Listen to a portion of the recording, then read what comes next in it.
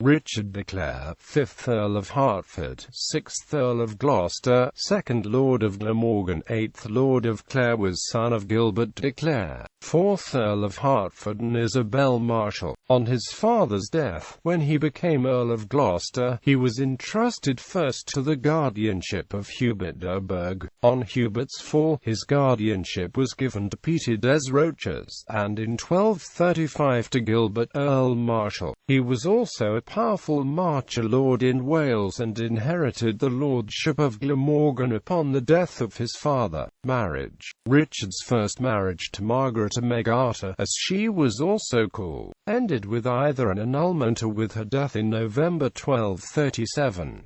They were both approximately 14 or 15. The marriage of Hubert de Burgh's daughter Margaret to Richard de Clare, the young Earl of Gloucester, brought de Burgh into some trouble in 1236, for the Earl was as yet a minor and in the wardship of King Henry III, and the marriage had been celebrated without the royal license. Hubert, however, protested that the match was not of his making, and promised to pay the king some money, so the matter passed by for the time. Even before Margaret died, the Earl of Lincoln offered 5,000 marks to King Henry to secure Richard for his own daughter. This offer was accepted, and Richard was married secondly, on the 2nd of February 1238 to Maud de Lacy, daughter of John de Lacy, 1st Earl of Lincoln. Military career. He joined in the Baron's letter to the Pope in 1246 against the exactions of the Curia in England. He was among those in opposition to the king's half-brothers, who in 1247 visited England, where they were very unpopular, but afterwards he was reconciled to them. In August 1252,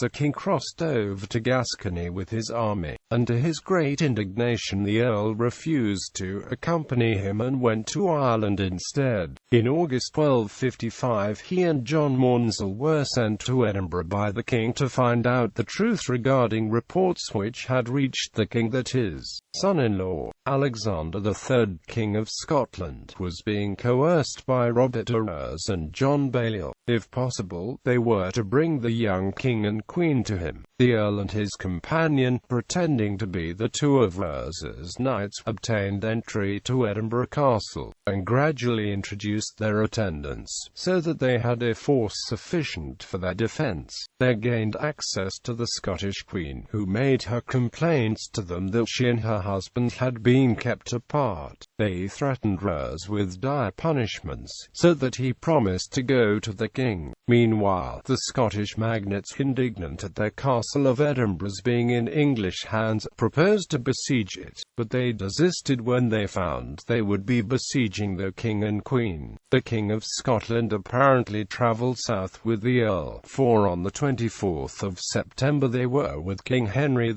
at Newminster, Northumberland. In July 1258 he fell ill, being poisoned with his brother William, as it was supposed, by his steward, Walter de Scotney. He recovered, but his brother died. Death and legacy. Richard died at John de Griol's manor of Aspenfield in Waltham, near Canterbury, the 14th of July 1262, at the age of 39, it being rumoured that he had been poisoned at the table of peers of Savoy. On the following Monday he was carried to Canterbury, where a mass for the dead was sung, after which his body was taken to the Canon's Church at Tunbridge and interred in the choir. Thence it was taken to Tewkesbury Abbey and buried the 28th of July 1262, with great solemnity in the presence of 2 bishops and 8 abbots in the presbytery at his father's right hand.